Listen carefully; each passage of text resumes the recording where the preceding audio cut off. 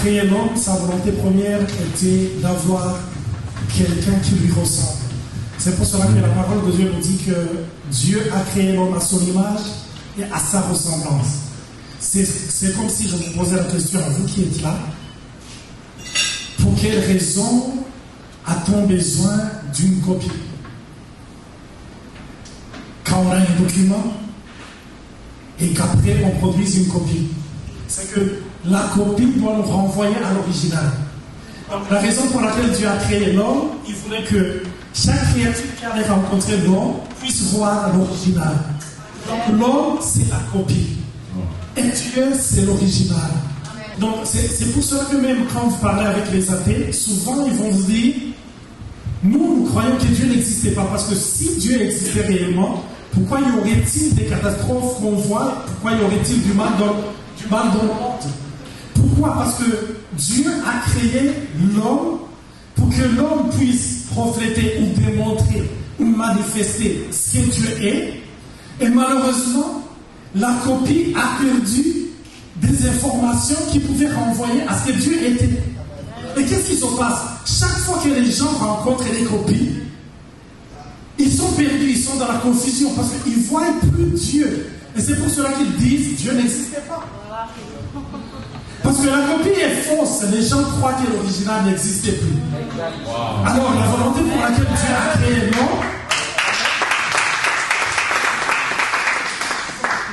la raison pour laquelle Dieu a créé l'homme, c'est que chaque fois qu'il y ait quelqu'un qui rencontre l'homme, qu'il puisse dire, oh, waouh, Dieu est grand, Dieu est merveilleux.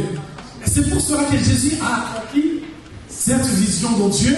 Quand Philippe lui demande, montre-nous le Père, Jésus lui dit, mais ça fait plusieurs années qu'on est ensemble. C'est lui qui nous voit le Père.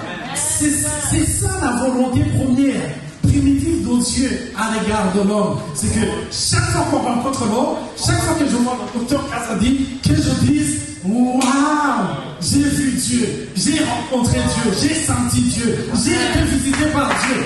Alléluia. C'est ça sa volonté. Alors, et Dieu lui a accordé 3 missions.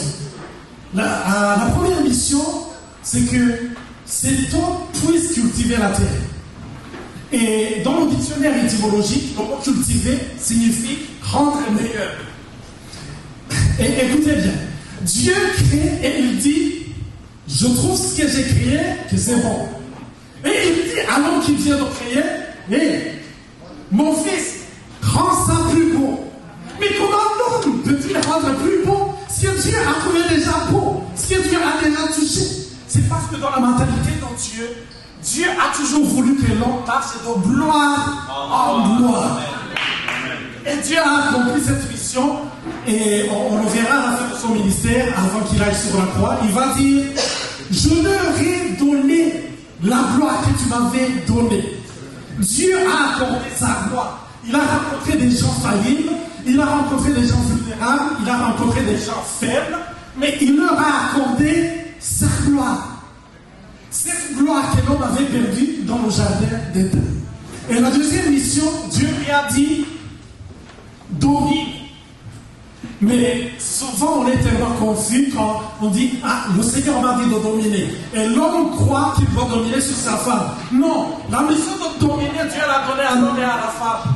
Amen. Dieu a dit à l'homme de dominer tout ce qu'il a créé. Pas l'être humain. De dominer. Jésus, il a toujours dominé. Il a dit, il s'est adressé aux tempêtes. Il a dit silence. Et les vents, la mer l'ont entendu, l'ont écouté. Et se sont exécutés. C'est ce qui s'est passé dans la vie de Jésus. Parce qu'il y avait une autorité. Et avant de partir, il passait de cette autorité à ses disciples. Il dit, vous allez marcher sur les serpents, sur les scorpions. Tout ce que vous avez perdu, tout ce que vous aviez perdu en Adam, vous allez le retrouver en moi. C'est pour cela que la Bible met l'accent plus sur 2 personnes. Le premier Adam et le dernier Adam. Troisième mission, et je termine, c'est que Dieu lui a dit de garder, de protéger. Donc au fond, Dieu lui dit, tu n'es pas safe. Il y a un danger. Il y a un ennemi. Et il lui dit, protège ce que je t'ai donné. Ce que je t'ai donné, je t'ai accordé une intelligence exceptionnelle. Donc, Dieu lui dit, garde la terre. Il y a un ennemi qui est là. Il faut veiller. Et c'est pour cela que Jésus, à la fin de sa mission, comme c'est quelqu'un qui est un bon exemple, qui dira, j'ai gardé ce que tu m'as donné. Il a gardé ses disciples. Il les a protégés. L'homme est appelé à protéger ce que le Seigneur lui a accordé. Et on ne peut jamais protéger une chose avant d'avoir trouvé sa valeur. C'est pour cela qu'à travers la présence de Dieu, Dieu nous ouvre les yeux et nous nous rendons compte que ce qu'il a créé a de la valeur à ses yeux. Alors, ce qui a de la valeur, on y met notre intensité, notre force pour pouvoir les protéger. Que Dieu vous bénisse. Amen. Amen. Wow.